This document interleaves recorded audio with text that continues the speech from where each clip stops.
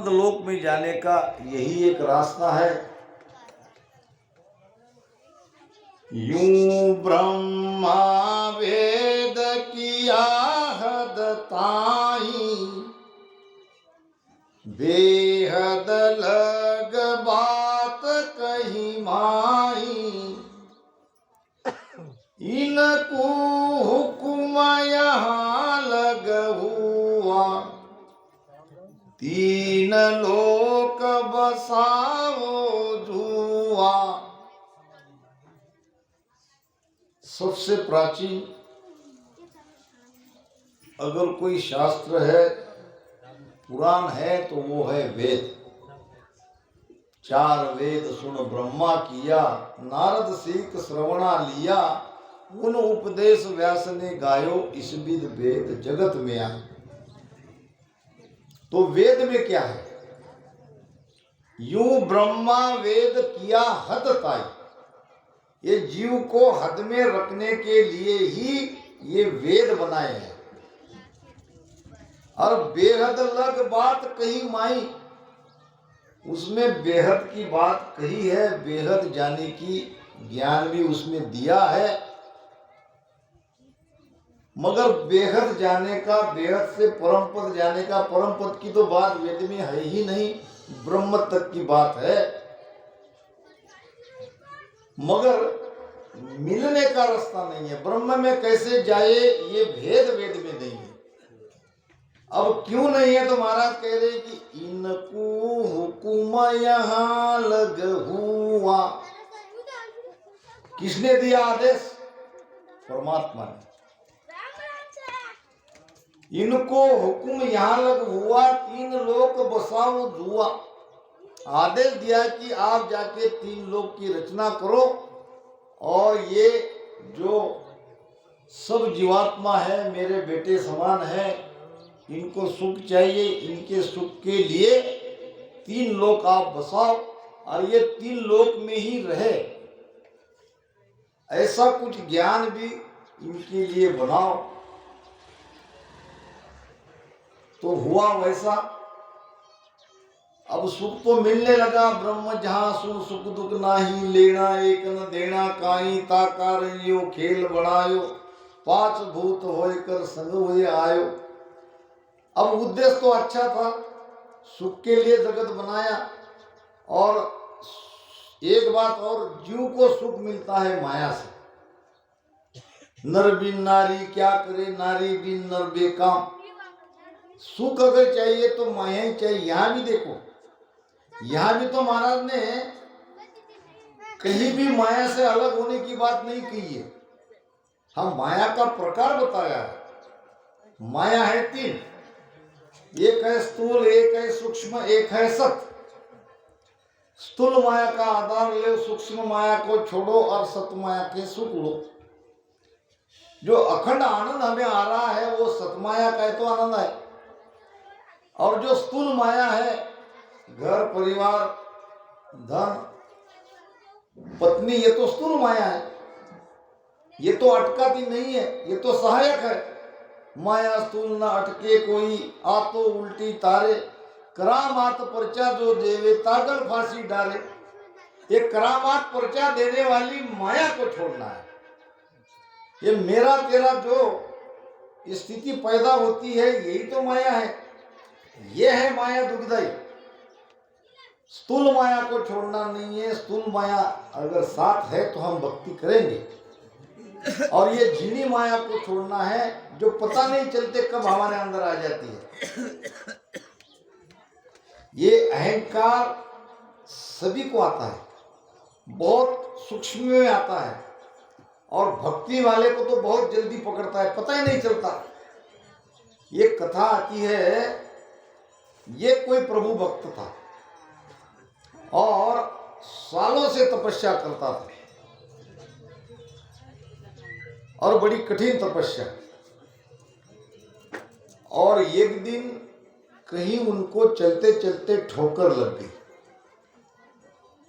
अब ठोकर लगने के बाद अंगूठे में से खून नहीं निकला, निकला पानी। और जब उसने देखा कि मेरे शरीर का जो खून है वो तप के बल से पानी बन गया, अब मेरा खून पूरा पानी बन गया, इससे प्रमाणित होता है कि मैंने बहुत बड़ी तपस्या करी है। और वो नाचने लगा। तपस्या का फल, सगुण भक्ति का फल तो 6 महीने में मिलता है, ऐसी बात नहीं। तो तपस्या का फल इस तरह से उसने पाता, देखकर आनंद में नाचने लगा। अब यहाँ ये नाचने लगा, वहां देवता गए भगवान शिव जी के पास, ये मृत्यु लोक में एक संत नाच रहे हैं, इसका नाच रोको। शिव जी कहने लगे भाई ठीक है, आप कहते हो तो जाता हूं। शिव जी आए वो नाचने वाले तपस्वी के पास और कहने लगे, प्रणाम मुनीश्वर ऋषिराज, कैसे हो? वो तो बहुत आनंद में था, आनंद की मस्ती में था। भगवान देख नहीं रहे हो मैं कितना आनंद में हूं, तो वही तो हालचाल जानने के लिए आया हूं। इतना आनंद में तुम कैसे हो? क्या तुम्हें मिला? क्या तुमने पाया? जरा मैं भी तो सुनो। वो कहने लगा, हाँ, तब के बल से मेरा खून सारा पानी बन गया, इससे बढ़िया और क्या हो सकती है, इसलिए मैं नाच रहा हूं। क्या नाचू नहीं तो क्या? भगवान शिव जी ने कहा, तुम्हारा तो खून केवल पानी ही बना है, मगर तुमसे कई गुना ज्यादा भक्ति मैंने करी है, योग मैंने किया है। मेरी तो सारी हड्डियां आटा हो गई। क्या हो गई? ऐसा उसने हाथ ऐसा करते ही हड्डी न निकलते हुए हाथ से आटा नीचे निकली।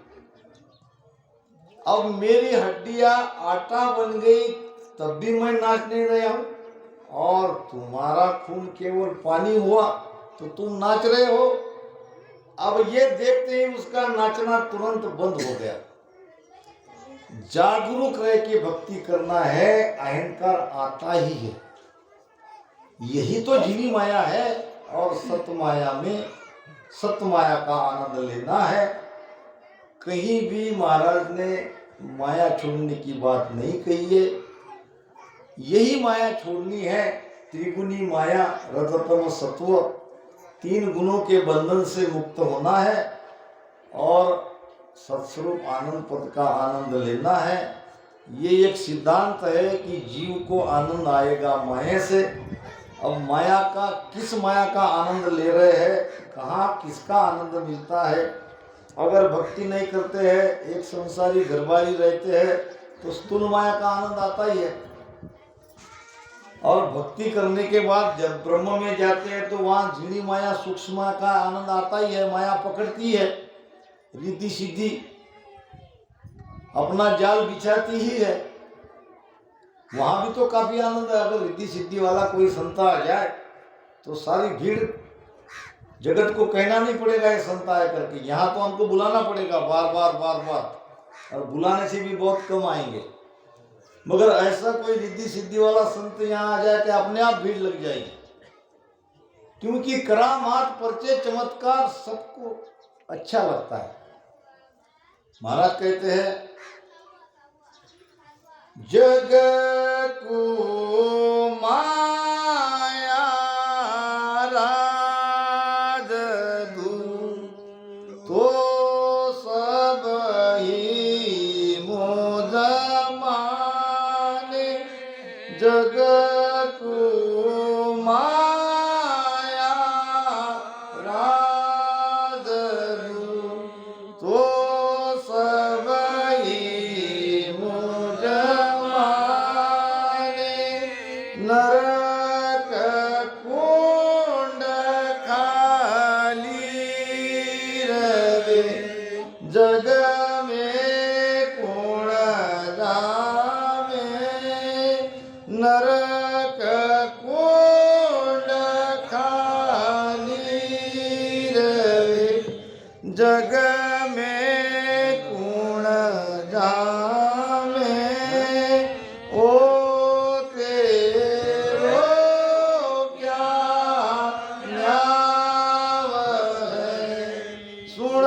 लीजो साई नुगरा घर राजस करे जन भीकन जाई।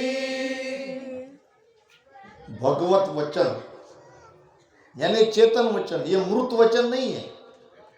खंड पिंड ब्रह्मांड में और गर्भ चेतावनी में भगत वचन आता है। भगवत वचन यानी चेतन सत्ता के वचन। यहां भी महाराज कह रहे हैं वो चेतन सत्ता कह रही है, जग को माया राजदूत तो सभी मुझ माने। जगत मानता ही है। जगत को अगर परिचय चमत्कार कहीं मिलता है, कहीं उनका भला होता है,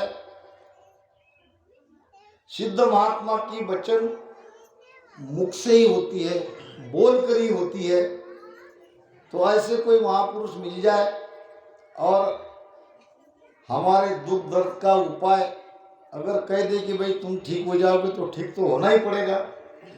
तो जगत को भौतिक सुख चाहिए, भौतिक सुख के बाहर एक परी के ऊपर जाना नहीं चाहते हैं, और यहाँ उसको बिना किए कोई सुख देने वाला मिल जाता है तो उनके पीछे पड़ना स्वाभाविक है। जुग को माया राज तू तो सभी मुझ माने।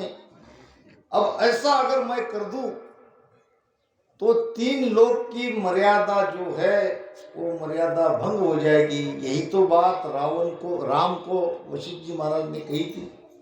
अब वशिष्ठ जी महाराज के भेद बताने से राम जी तो समाधि अवस्था में चले गए थे, मगर वहां से उनको वापस लाना पड़ा। 3 लोक की मर्यादा का पालन राम जी से करवाया।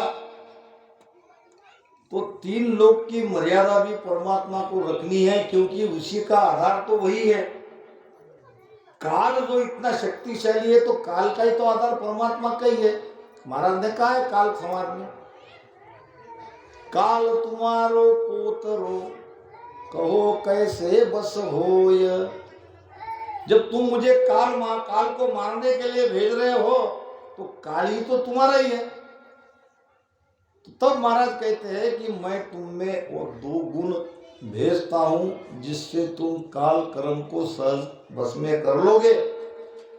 तो कहने का मतलब है 2 सत्ता चल रही है, एक सदगुरु की सत्ता, एक काल की सत्ता, और दोनों अपनी अपनी जगह है। काल के दायरे में रहने वाले भी बहुत है और काल से बाहर निकलने वाले भी है। अब जो काल से बाहर निकलना चाहता है वही इस धारा में आएगा।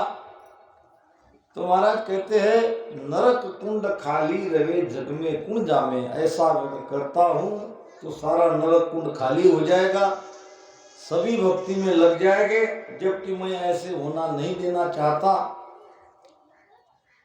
हमारे सदगुरु किशनदास जी महाराज टाकला वाले, हमारी जो धारा आई है किशनदास जी महाराज की वंशज है। दरियाव जी महाराज के 72 शिष्यों में से 8 प्रमुख शिष्य थे, उसमें एक टाकला के किशनदास जी महाराज, बड़े ऊंचे महापुरुष, बड़ी ऊंची वाणी है उनकी। तो जोधपुर कहीं जा रहे थे, तो ऊपर में एक छोटा बर्तन था, और हो सकता है वो अपने स्वयं के पानी पीने के लिए उन्होंने ले गए होंगे। वैसे भी राजस्थान में धूप बहुत रहती है, पानी प्यास जल्दी लगती है। तो राजा के सिपाही ने कहा हमें भी जरा पानी पिलाओ, हमें भी प्यास लगी है। अब संत को लगा ये तो संत के बारे में इनके विचार ऐसे ही है, अब इनके पीछे नहीं लगना चाहिए।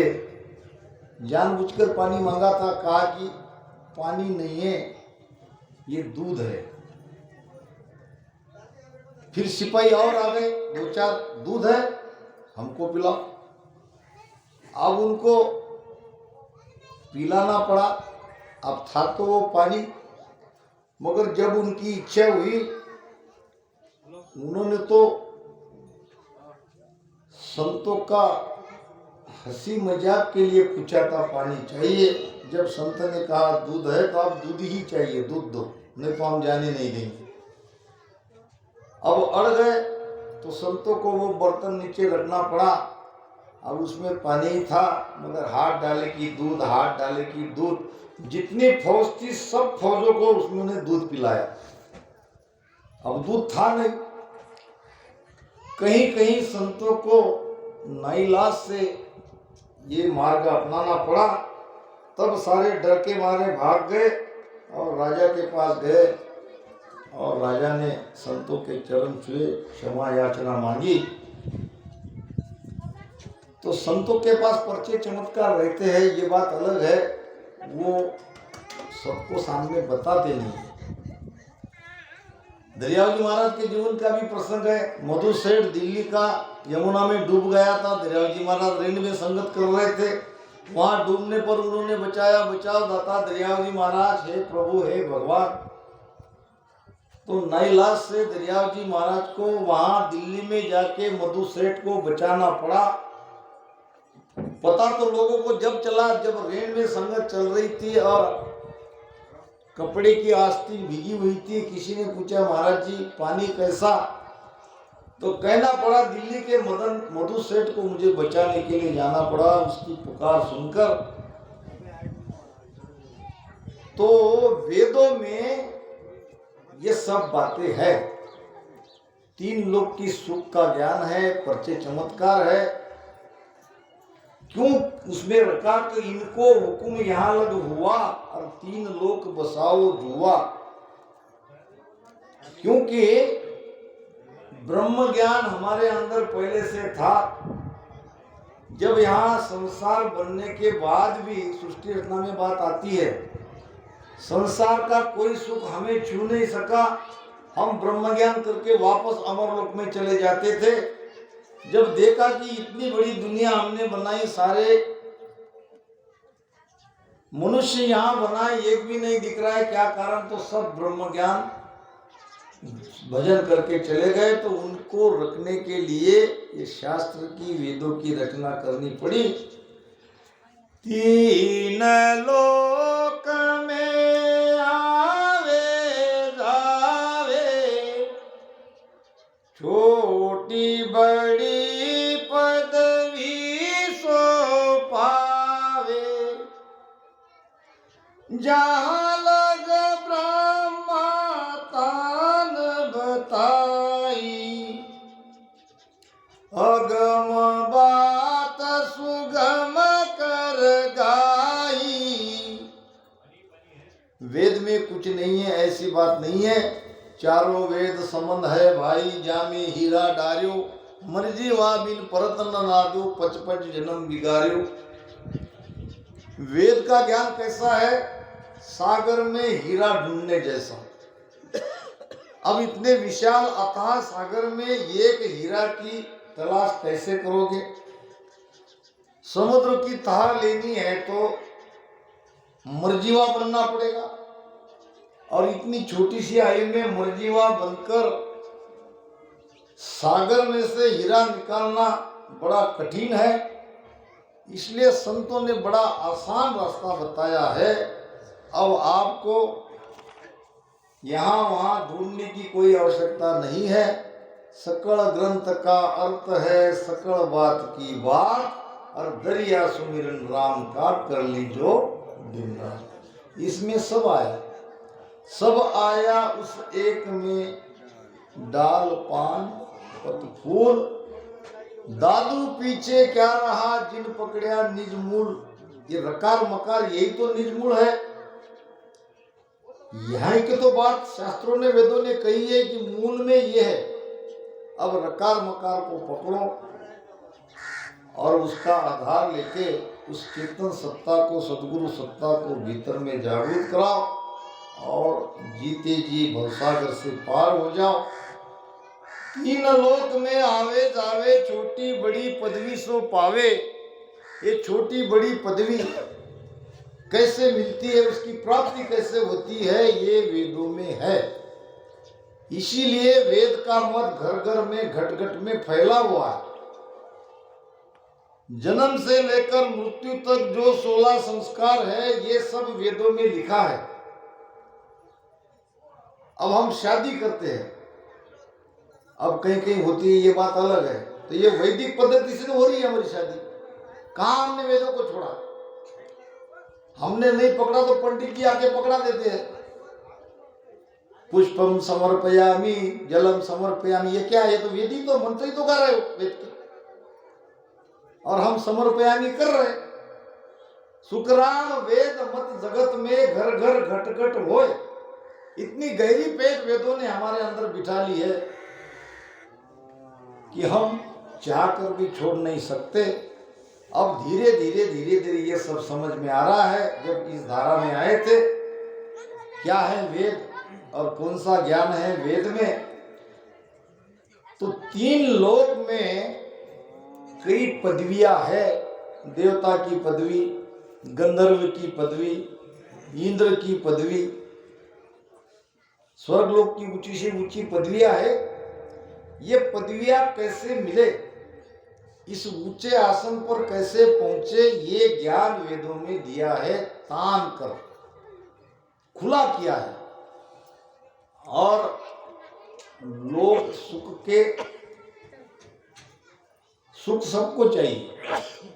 जब उनके लगा कि भाई यहाँ से भी ज्यादा स्वर्ग में सुख मिलता है, तो स्वर्ग के सुख के प्राप्ति के जो उपाय है, दान पुण्य तीर्थ व्रत, वो सब करने में लगते हैं।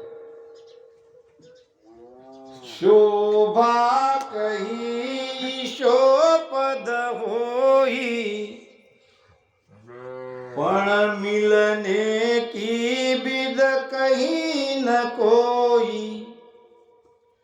तिनको अर्थ सुनो भाई, वा विद कयार दये जाई।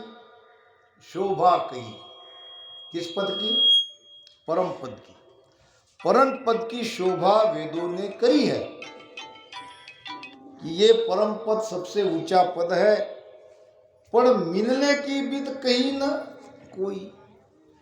यही तो गड़बड़ हो गई।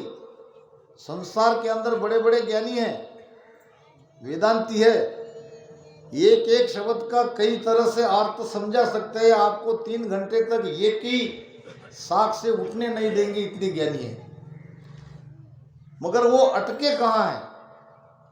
वहां सत्स्वरूप की महिमा तो हुई है, मगर वहां जाने का भेद नहीं है, रास्ता नहीं बताया। और रास्ता है संतों के पास,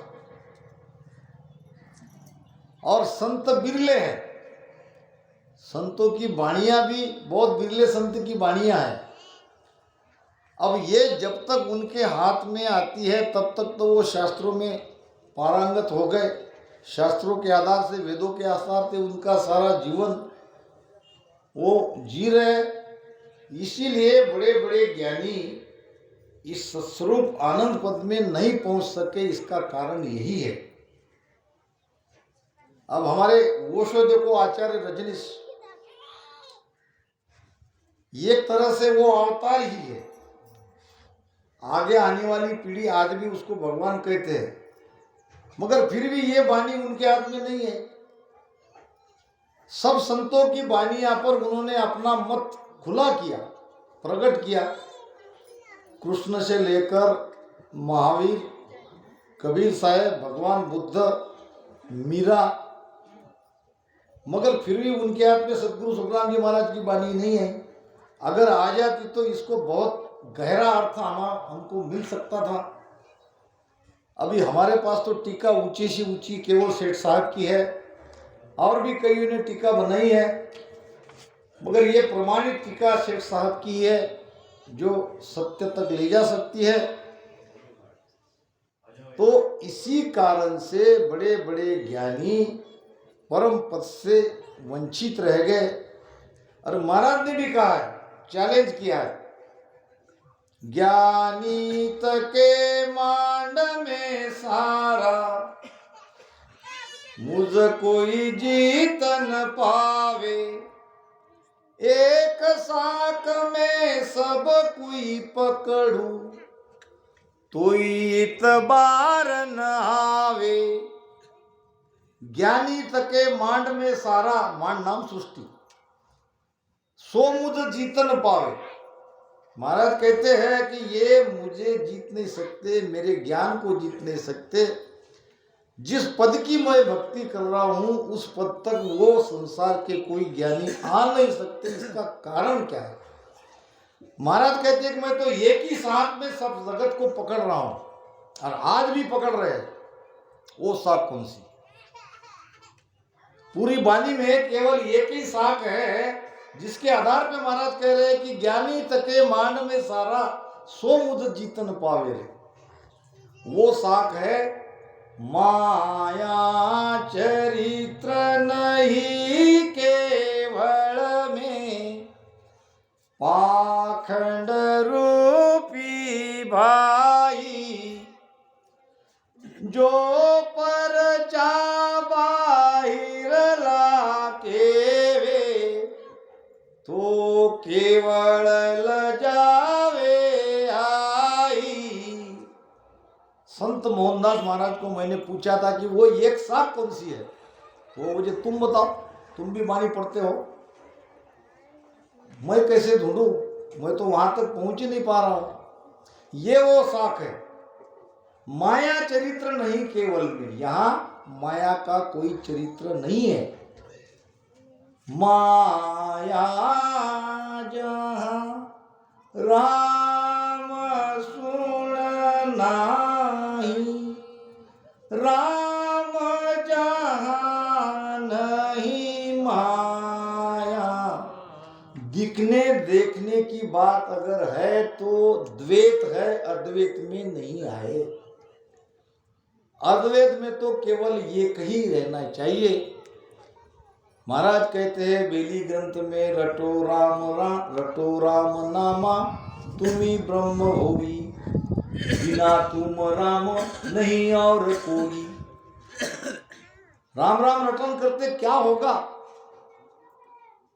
मिला मिलाया मिल गया। जो पहले ही मिला था, जो हमारे साथ है, जो कभी बिछड़ा नहीं, उसी को तो वापस मिलाना है, वहीं भी जाके मिलना है। ईसो अद्भुत लकायो मोय, मही मैं राम तुझो नहीं कोई। क्या अद्भुत बात लकी महाराज ने। जिसको मैं ढूंढ रहा था वो तो मैं ही हूं, मेरे अलावा वहां दूसरा कोई नहीं है। यही है परम पद।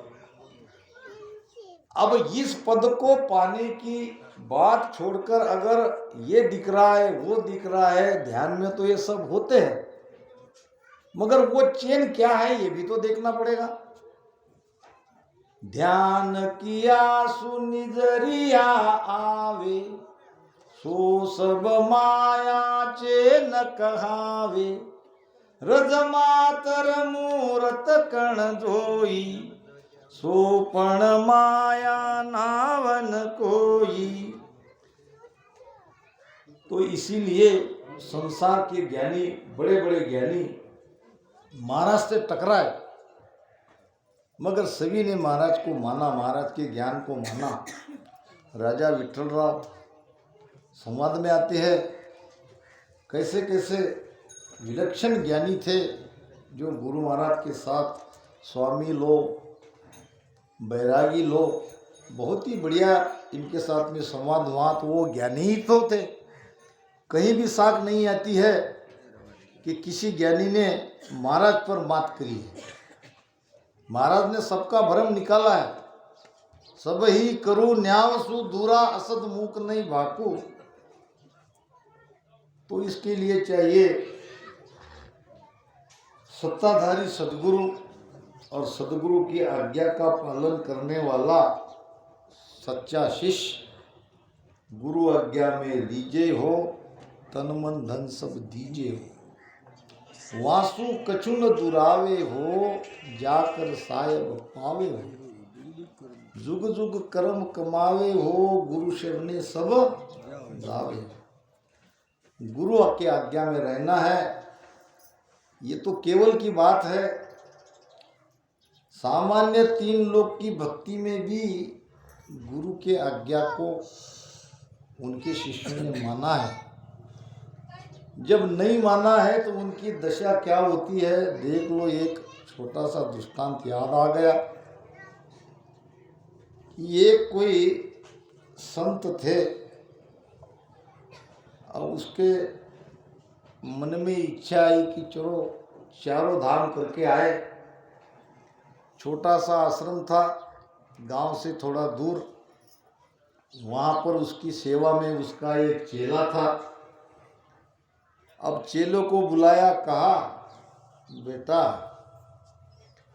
अब मैं काफ़ी बूढ़ा हो गया हूँ, मन में तीर्थ यात्रा का विचार है तो मैं जाना चाहता हूँ।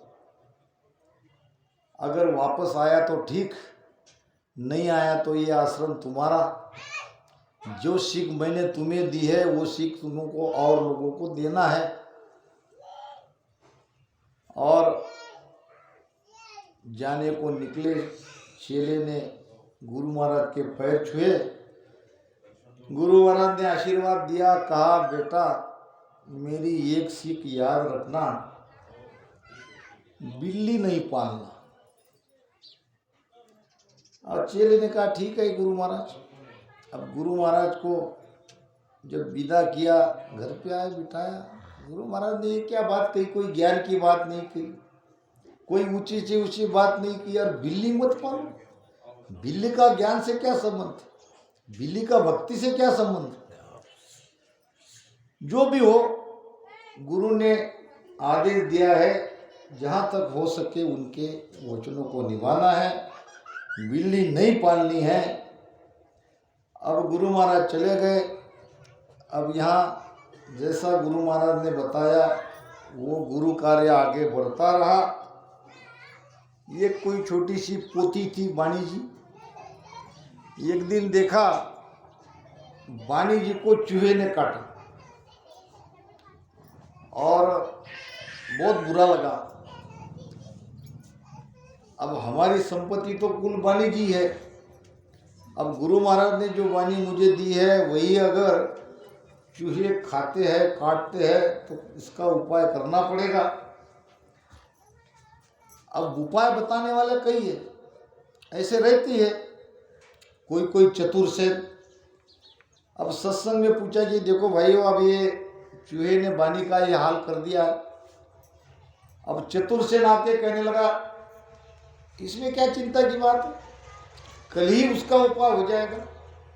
ये सारे चूहे गायब और एक बिल्ली लाके वहाँ आश्रम में रख दी। अब गुरु ने कहा था बिल्ली मत पालो और ये चतुर्सेन लेके आया बिल्ली। अब कहने लगा कि भाई गुरु ने तो मना किया है। अब गुरु ने मना किया होगा, दूसरा कोई उपाय भी तो नहीं है। जब तक चूहे है तब तक रखो और चूहे भागने के बाद बिल्ली को छोड़ देंगे। अब बिल्ली आई, 2-3 दिन बिल्ली तो बड़ी आराम से रही। फिर बिल्ली को लगने लगी भूख, फिर कहने लगी मियाऊं मियाऊं। ये जहाँ जाता उसके पीछे पैर में ही अटक जाती, न सोने दे रही है न कहीं जाने दे रही है, मियाऊं मियाऊं। अब तो समस्या और बढ़ गई। पहले चूहों की समस्या थी, वो चूहे तो भाग गए, अब बिल्ली की समस्या आई। चतुर्सेन हाजिर, चिंता मत करो, सारी समस्या का समाधान है। तो दूसरे दिन गांव से दूध आता गया। अब बिल्ली दूध पीने लगी, बिल्ली शांत होने लगी। अब ठीक चल रहा था मामला, मगर दूध वाला भी कभी लाता कभी नहीं लाता। जब नहीं लाता तब बिल्ली और चिल्लाती और कहने लगा ये गांव से जो दूध आता है कभी लाता है कभी नहीं लाता, लाता है तब ठीक है, समस्या का समाधान हो जाएगा, तुम बताते रहो और मैं सारी समस्या तुम्हारी पूरी करता जाऊंगा। अब गाय लाके दूध वाली गाय लाके वहां पे आश्रम में बांध दी। अब मामला ठीक रहा। अब गाय का दूध वो भी पीने लगा, बिल्ली को भी पिलाने लगा। मगर अब गाय तकलीफ देह हो गई। गाय के लिए चारा लाना पड़ता, चारा लाने के लिए खेत में जाना पड़ता, और इसी में उलझ गए। ये भक्ति जो कार्य उसको करना था उसमें व्यत्यय आने लगा। बुलाया उस होशियार आदमी को, अरे भाई ये तो और समस्या बढ़ गई, अब तो मुझे समय नहीं मिल रहा है, ये गाय की सेवा में ही मेरा पूरा दिन जा रहा है। सुबह शाम दूध निकालो, उसके लिए घास लाओ, फिर वो दूध बिल्ली को पिलाओ। कोई चिंता मत करो, सब व्यवस्था हो जाएगी। अब गांव में एक सुंदर स्त्री थी और बेचारी को कोई आगे पीछे नहीं था। अब एक दिन वो चतुर्सेन उस स्त्री को लेकर आया आश्रम में, महाराज सारी समस्या का हल, ये गाय का चारा भी लाएगी, गाय का दूध भी निकालेगी, वो गोबर का लीपा पोती करके आश्रम को भी अच्छा रखेगी, और सब कुछ ठीक होने लगा। गाय का दूध भी मिलने लगा, आश्रम की साफ सफाई होने लगी, और कोई चिंता नहीं रही। मगर घी आपके पास रहेगा तो पिघलना तो है। अब उधर गांव में बातें होने लगी, जवान स्त्री महाराज के साथ रहती है। अब ये इनका सम्मान भी गिरने लगा, और गिरता ही। जब कोई साधु का पतन होता है तो अंदर से जगत से वो बहुत डरता है। अब कई 2-3 लोग दिखे तो ये नीचे मुंडी करके चले, और लोग बात करते ही थे, और सलाह ली गई, भाई सब बात तो ठीक है, मामला तो बड़ा अच्छा है, मगर अब लोगों की बातें ताने सुन सुन के परेशान हुआ हूं, अब क्या करे। कोई चिंता मत करो, सारे उपाय। अब लोग जिस स्त्री के बारे में आपको ताने मारते हैं वो लोगों की जबानी बंद कर देंगे। कैसे? शादी करो, शादी होने के बाद वो आपकी पत्नी, आप उसके पति, आराम से रह सकते हो, भक्ति की भक्ति, और सारे लोगों के मुंह पे ताले। अब शादी भी हो गई, बच्चे भी हो गए, 1 2 3 4 बच्चे हो गए। एक दिन गुरु महाराज आए, काफी बूढ़े हो गए थे, देखा तो आश्रम में बच्चे खेल रहे हैं। इसने कहा, हे बच्चों निकलो यहाँ से। बच्चे भाग के गए अपनी माँ के पास। एक बूढ़ा कोई आया है और हमको भगा रहा है। भक्त भी आया, उसका चेला, देखा तो गुरु महाराज के चरण छुए, आसन पे बिठाया। गुरु महाराज कह रहे, पहले मुझे ये बताओ ये बच्चे किसके हैं और यहाँ कैसे? हमारा आश्रम सन्यासी का आश्रम है। महाराज सब बताता हूँ, आप थोड़ा शांत रखो, जलपान कीजिए, थके हो आराम कीजिए, मैं सब बताता हूँ। अब संत को आराम कहाँ, बार बार पूछते कि जल्दी बताओ। अब धीरे धीरे उसके पैर दबाने लगा। गुरु महाराज आपने जो कहा था बिल्ली मत पालो, और मैंने बिल्ली पाल ली। ये बिल्ली पालने का ही सारा नतीजा है। तो गुरु के वचन अनमोल है, कहीं भी जाओ यहाँ तो सारी बातें सदगुरु पे ही है। सदगुरु ही बेस है, सदगुरु माय सबे विद भाई, और न्यारो है तो करे कहाँ जाई। इन कारण सदगुरु को ही माने, और न्यारो ब्रह्म कर कहाँ पिछाड़े। तो बिना सदगुरु कृपा से मोक्ष संभव नहीं, और सदगुरु कृपा तब बनती है जब हम सदगुरु के सन्मुख रहेंगे, और सदगुरु के सन्मुख रहने पर उनके आज्ञा का पालन करते जाएंगे, तभी ये संभव है। तो महाराज कहते हैं, तिनको अर्थ सुनो ओ भाई, वा विद कया हृदय जाई। अगर वेद में मोक्ष प्राप्ति का उपाय बताते तो मोक्ष का जो वेद का जो उद्देश्य था वो उद्देश्य मिट जाता था। इस प्रकार वेद ने परम पद की शोभा जरूर करी है, मगर मिलने का उपाय नहीं बताया है।